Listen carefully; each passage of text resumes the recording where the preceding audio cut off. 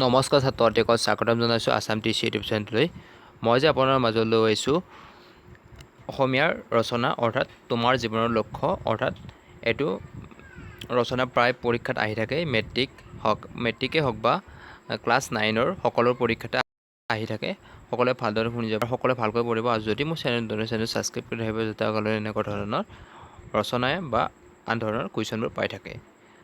তোমাৰ জীৱনৰ লক্ষ্য, ইয়াত প্ৰথম এইখিনি থাকিব, আৰম্ভণি থাকিব জীৱনৰ লক্ষ্য বাছি লোৱাৰ মূল কাৰণ, লক্ষ্যত কেনেকৈ উপনীত হ'ব, তাৰপিছত থাকিব সামৰণি। আমাৰ আৰম্ভণিটো আৰম্ভ কৰিছোঁ। লক্ষ্যহীন জীৱন গুৰিয়ালহীন নাৱৰ দৰে। গুৰিয়ালহীন নাও যেনেকৈ বতাহৰ কোবত নতুবা সোঁতৰ গতি আৰু ঢৌৰ খুন্দাত যেনি তেনি ভাহি ফুৰে, লক্ষ্যহীন জীৱনো তেনেকুৱা অস্থিৰ।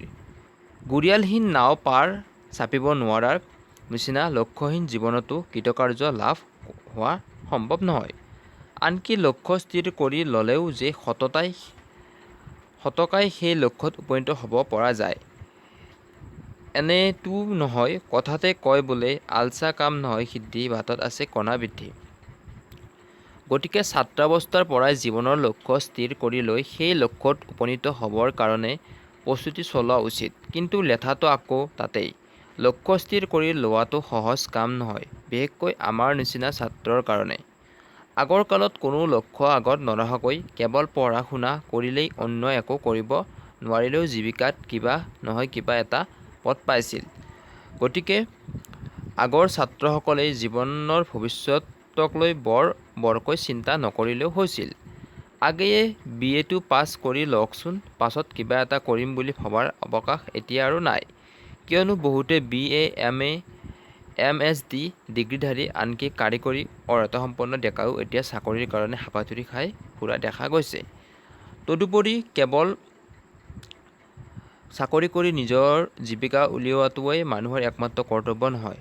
স্বদেশ স্বজাতি তথা বিশ্ব মানৱৰ হকেও প্ৰত্যেকৰে অলপ আচৰণ কৰিবলগীয়া আছে। জীৱনৰ লক্ষ্য। মই এজন পেটে ভাতে খাই থকা সাধাৰণ পৰিয়ালৰ ছাত্ৰ। আমাৰ একমাত্ৰ জীৱিকা কৃষি। কৃষিকাৰ্যত মোৰ নিজৰ অনুৰাগো আছে আৰু অলপ লাগি ভাগিও দিব লাগে। আনকি কোনো সময়ত ইয়াৰ কাৰণে মই স্কুল ক্ষতি কৰিবলগীয়াতো পৰোঁ। ক'বলৈ লাজ নকৰোঁ যে মই প্ৰখৰ বুদ্ধিৰ ছাত্ৰ নহয়, মধ্যমীয়া। মোৰ ভিতৰত যে প্ৰতিযোগী মন এটা নাই এনে নহয়। দৰাচলতে তেনে মন এটা পৰীক্ষাতো মই যে ভালদৰে উত্তীৰ্ণ হ'ম এই প্ৰত্যয় মোৰ আছে। মোৰ আশা আকাংক্ষাও সীমাবদ্ধ। এটা স্বাধীন আত্মা সন্মানযুক্ত দুৰ্নীতিমুক্ত জীৱন যাপন কৰিবলৈ মই বিচাৰোঁ। আৰু এনে জীৱন যাপন কৰিবলৈ মোৰ মতে কৃষিয়েই উত্তম পন্থা হ'ব পাৰে। মই নিজে খেতিয়কৰ ল'ৰা আৰু খেতিৰ প্ৰতি মোৰ অনুৰাগ আছে কাৰণে মই এই কাম উৎকৃষ্ট বুলি বিবেচনা কৰিছোঁ। লক্ষ্য বাছি লোৱাৰ কাৰণ। মই মোৰ নিজ অভিজ্ঞতাৰ পৰাই বুজিব পাৰিছোঁ যে আমাৰ দেশত কৃষি কৰ্ম নিৰাপদ নহয়। বিশেষকৈ বান আৰু খৰ ইহঁত দুয়োটাৰ এটা নহয় এটাই অপকাৰ কৰিবই। তদুপৰি আমাৰ কৃষি পদ্ধতিও আওপুৰণি। আমাৰ খেতিয়কসকলৰ বহুতৰ নিজক লগা জোখেৰে মাটিও নাই। আমাৰ নিজৰ মাটিডৰাৰ কথমপিয়ে আমাক জোৰে। আগলৈ ভাগ হৈ গ'লেতো নুজুৰিবই। কিন্তু নিজৰ এই অভিজ্ঞতাও হৈছে যে কৃষি চক্ৰ সলনি কৰি সাৰ গোবৰ দি অলপ পৰিৱৰ্তন পদ্ধতি খেতি কৰিলে আমাৰ খেতিয়কসকল কেতিয়াও নিৰাশ হ'বলগীয়া নহয়। গ্ৰামসেৱক, কৃষি সম্প্ৰসাৰণ বিষয়া আদিৰ লগতে কথা বতৰা পাতি আৰু কৃষি সম্বন্ধীয় দুই এখন কিতাপ পুথি পঢ়ি মোৰ এই ধাৰণা দৃঢ়তৰ হৈছে। উন্নত ধৰণে খেতি কৰিবলৈ হ'লে যে সকলো খেতিয়কে কৃষিৰ বিষয়ত উচ্চ শিক্ষা লাভ কৰিব বা দেশ বিদেশলৈ গৈ প্ৰশিক্ষণ ল'ব লাগিব এনে কথাও নহয়। মই যিখিনি শিক্ষা পাইছোঁ ইয়াৰেই মই উন্নত ধৰণে খেতি কৰিব পাৰোঁ। তথাপি মই HSLC পৰীক্ষা পাছ কৰি আৰু 2 বছৰ কলেজত বিজ্ঞান অধ্যয়ন কৰিম। ৰসায়নবিদ্যা, উদ্ভিদবিদ্যা আৰু ভূবিদ্যা হ'ব মোৰ অধ্যয়নৰ বিষয়। চাকৰি যেতিয়া নকৰোঁ ডিগ্ৰীৰ প্ৰয়োজন কি? অনাহতত আৰু 2 বছৰ পঢ়ি অধিক খৰচ কৰাতকৈ সেই পইচা কৃষি কৰ্মতে লগাম। অৱশ্যে ঘৰৰ অৱস্থা ভাল নহ'লে সেই 2 বছৰো পঢ়িলোহেঁতেন। অধ্যয়নৰ অন্তত পাৰিলে মই এবাৰ পঞ্জাৱলৈ গৈ তাৰ খেতিৰ কৃষি পদ্ধতি চাই চিতি আহিম। লক্ষ্যত কেনেকৈ উপনীত হ'বা? উন্নত ধৰণৰ খেতি কৰিবলৈ আমাৰ যিখিনি মাটি আছে তাতকৈ সৰহ মাটিৰ আৱশ্যক। উন্নত যন্ত্ৰ পাতি, সাৰ, কীটনাশক দৰৱ আদি কিনিবলৈ টকা পইচাৰো দৰকাৰ। এই সকলোখিনি একেবাৰতে যোগাৰ কৰা সম্ভৱ নহয়। অৱশ্যে আজিকালি বেংকসমূহে কৃষি ঋণ দিয়াৰ ব্যৱস্থা কৰিছে। কিন্তু মই পৰাপক্ষত কোনো প্ৰকাৰৰ ঋণ নলওঁ। ট্ৰেক্টৰ কিনাৰ পৰিকল্পনাও সদ্যহতে মোৰ নাই।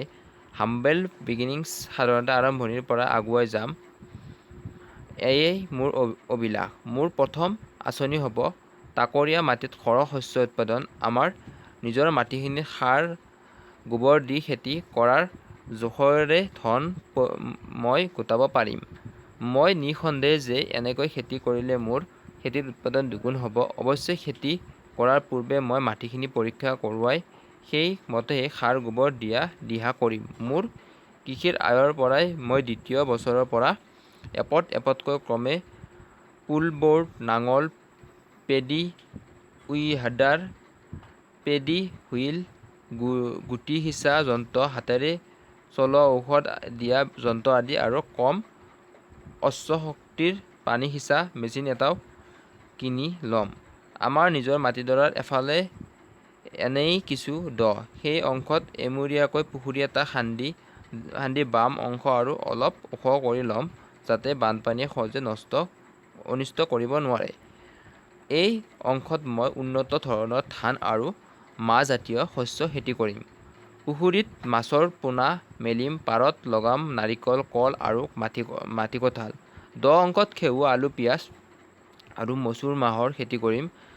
মোৰ ঘৰৰ কাষতে দুকঠামান মাটি আছে। ইয়াৰে একঠাত মই জলকীয়া লগাম, বাকী কঠাত শাক-পাচলি ৰুম। মই জানো যে জলকীয়াৰ দৰে সহজ আৰু আয় দিব পৰা খেতি একোৱেই নাই। এতিয়া মই জোপা চেৰেক জলকীয়া খেতি কৰিয়েই মোৰ পঢ়া খৰচ কিছু অংশ উলিয়াইছোঁ।